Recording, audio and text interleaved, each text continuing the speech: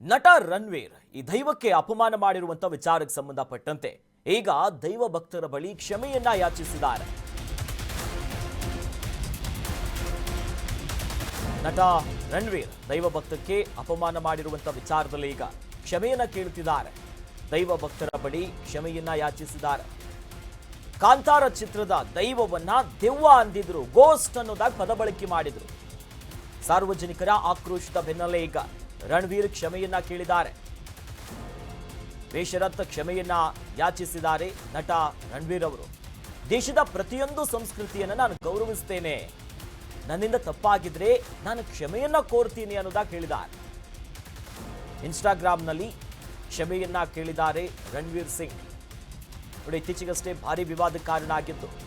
Kantara chapter 1 ಚಿತ್ರದಲ್ಲಿ ಪ್ರಮುಖವಾಗಿ ಆ ದೈವದ ವಿಚಾರವಾಗಿ ಪಾತ್ರಗಳನ್ನು ಅವರು ಇಮಿಟೇಟ್ ಮಾಡ್ತಿದ್ರು. ಆ ಸಂದರ್ಭದಲ್ಲಿ ದೊಡ್ಡ ಕಾರ್ಯಕ್ರಮದಲ್ಲಿ ಫಿಲ್ಮ್ ಫೆಸ್ಟಿವಲ್ ವೇದಿಕೆಯಲ್ಲಿ ಎಲ್ಲರ ಸಮ್ಮುಖದಲ್ಲಿ ಅದೇ ರೀತಿಯಾಗಿ ಮಾಡುವಂಥ ಕೆಲಸ ಮಾಡ್ತಾರೆ. ಅಲ್ಲಿ ಆ ಪದ ಬಳಕೆ ಮಾಡ್ತಾರೆ. ನೋಡಿ, ದೈವಕ್ಕೆ ದೆವ್ವ ಅಂತ ಹೇಳ್ತಾರೆ, ಒಂದು ಫೀಮೇಲ್ ಗೋಸ್ಟ್ ಅನ್ನೋದಾಗಿ ಮೆನ್ಷನ್ ಮಾಡ್ತಾರೆ. ಜೊತೆ ಅದೇ ರೀತಿಯಾಗಿ ಅನುಕರಣೆ ಮಾಡುವಂಥ ಕೆಲಸ ಮಾಡ್ತಾರೆ. ಇದು ಸಾಮಾಜಿಕ ಜಾಲತಾಣ ಮತ್ತು ಕರಾವಳಿ ಭಾಗ ದೈವ ಭಕ್ತರ ಆಕ್ರೋಶಕ್ಕೂ ಕೂಡ ತುತ್ತಾಯಿತು.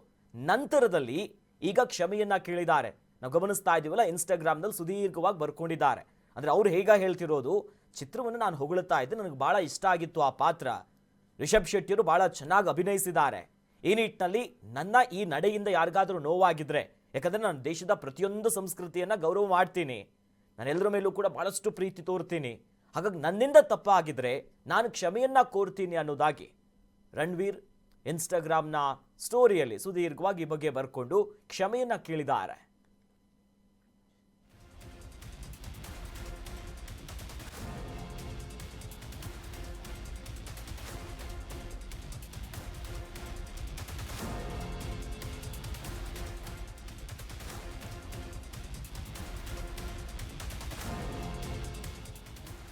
ಇದೇ ವಿಚಾರಕ್ಕೆ ಸಂಬಂಧಪಟ್ಟಂತೆ ನಮ್ಮ ಫಿಲ್ಮ್ ಬ್ಯೂರೋ ಹೆಡ್ ಮಾವಳಿ ಕಾರ್ತಿಕ್ ದೂರವಾಣಿ ಸಂಪರ್ಕದಲ್ಲಿ ನಮ್ಮ ಜೊತೆ ಜಾಯ್ನ್ ಆಗಿದ್ದಾರೆ. ಕಾರ್ತಿಕ್, ಅಂತೂ ಇಂತೂ ಕೊನೆಗೀಗ ನೆನಪಾಯ್ತು ಅನ್ಸುತ್ತೆ, ಹಿಂಗೆ ಹೇಳಿದ ತಪ್ಪು, ಹೀಗೆ ಹೇಳಬಾರ್ದಿತ್ತು. ಯಾಕಲ್ಲಿ ಈ ದೈವ ವಿಚಾರ ಇರ್ಬೋದು, ಕರಾವಳಿ ಬಗ್ಗೆ ಗೊತ್ತೇ ಇಲ್ಲ ಅನ್ನೋಗಿಲ್ಲ. ಯಾಕಂತಂದ್ರೆ ಕರಾವಳಿಯ ಅಳಿಯ ಬೇರೆ, ಕೊನೆಗೀಗ ಮನೆಯವರೇ ಬುದ್ಧಿ ಮಾತು ಹೇಳಿದ್ರು ಅನ್ಸುತ್ತೆ ಸಾರ್ವಜನಿಕರ ಜೊತೆಯಲ್ಲೇ. ಹೌದು ಅಖಿಲೇಶ್, ರಣವೀರ್ ಸಿಂಗು ಏನಾದ್ರೂ ಕಾಟಾಚಾರಕ್ಕೆ ಸಾರಿ ಕೇಳಿದ್ರ ಅನ್ನುವಂತ ಒಂದು ಡೌಟ್ ಕೂಡ ಈಗ ಕ್ರಿಯೇಟ್ ಆಗ್ತಾ ಹೋಗುತ್ತೆ. ಏನಕ್ಕಂದ್ರೆ ಅವರು ಮೊನ್ನೆ ಗೋವಾ ಫಿಲ್ಮ್ ಫೆಸ್ಟಿವಲ್ ಅಲ್ಲಿ ಮಾಡಿದಂತಹ ಎಡವಟ್ಟುಗಳೇನಿದೆ ಅದನ್ನ ಕನ್ನಡಿಗರು ಮತ್ತೆ ತುಳುನಾಡಿನ ದೈವಾರಾಧಕರು ಯಾವುದೇ ಕಾರಣಕ್ಕೂ ಕ್ಷಮಿಸೋದಕ್ಕಾಗೋದಿಲ್ಲ ಅಂತ ಹೇಳಿದ್ರು. ಜೊತೆಗೆ ಒಬ್ಬ ನಟನಾಗಿ ಒಂದು ವೇದಿಕೆಗೆ ಕಾಲಿಟ್ಟಾಗ ಹೇಗೆ ನಡ್ಕೊಳ್ಬೇಕು, ಯಾವೆಲ್ಲ ವಿಚಾರಗಳನ್ನ ಮಾತನಾಡ್ಬೇಕು ಅನ್ನೋದೇ ರಣವೀರ್ ಸಿಂಗ್ ಅವ್ರಿಗೆ ಗೊತ್ತಿಲ್ಲ ಅನ್ನುವಂತ ಒಂದು ಆಕ್ರೋಶವನ್ನ ಕೂಡ ವ್ಯಕ್ತಪಡಿಸ್ತಾ ಹೋಗಿದ್ರು.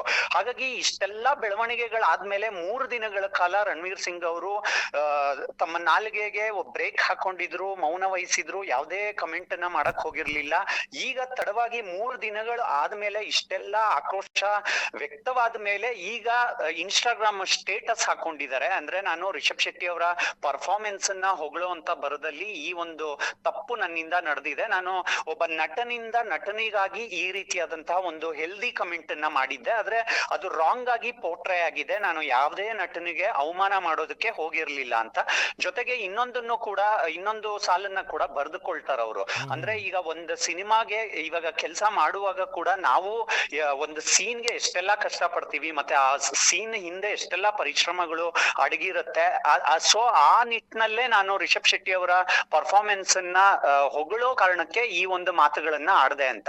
ರಿಷಬ್ ಶೆಟ್ಟಿ ಅವರ ಒಂದು ಗೆಸ್ಚರ್ ಏನಿತ್ತು ಅವತ್ತು, ಅವರು ವೇದಿಕೆಯಲ್ಲಿ ಅಷ್ಟೆಲ್ಲಾ ಅನುಕರಣೆ ಮಾಡಾದ್ಮೇಲೆ ಹಗ್ ಮಾಡ್ತಾರೆ. ಹಗ್ ಮಾಡಾದ್ಮೇಲೂ ಕೂಡ ರಿಷಬ್ ಶೆಟ್ಟಿ ಅವರು ಮಾತನಾಡೋದು ಅಲ್ಲಿ ಕ್ಯಾಮ್ರಾಗಳಿಗೆ ಕೇಳಿಸೋದಿಲ್ಲ, ಒಂದು ಕೈ ಸನ್ನೆ ಮೂಲಕ ಒಂದು ವಾರ್ನಿಂಗ್ ಅನ್ನ ಮಾಡ್ತಾರೆ. ಅಂದ್ರೆ ಈ ರೀತಿಯಾಗಿ ಒಂದು ವ್ಯಂಗ್ಯವಾಗಿ ದೈವದ ಅನುಕರಣೆಯನ್ನ ಮಾಡೋದು ತಪ್ಪು ಅನ್ನೋ ರೀತಿ.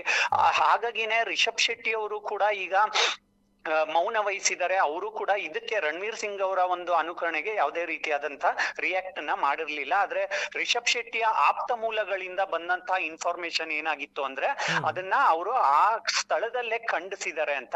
ರಣವೀರ್ ಸಿಂಗ್ ಅವರ ಕ್ಷಮೆಯನ್ನ ಯಾವ ರೀತಿ ಕನ್ನಡಿಗರು ಈಗ ಸ್ವೀಕರಿಸ್ತಾರೆ ಅನ್ನೋದನ್ನ ಕಾದ್ ನೋಡ್ಬೇಕಾಗುತ್ತೆ Akhilesh. Yes, thank you Karthik ತಮ್ಮೆಲ್ಲ ಡೀಟೇಲ್ಸ್ಗೆ.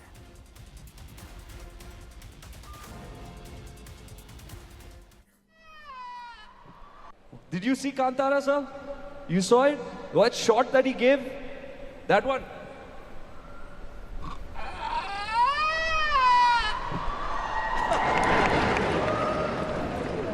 Anybody here want to see me in Kantara 3? Tell this guy. Tell him.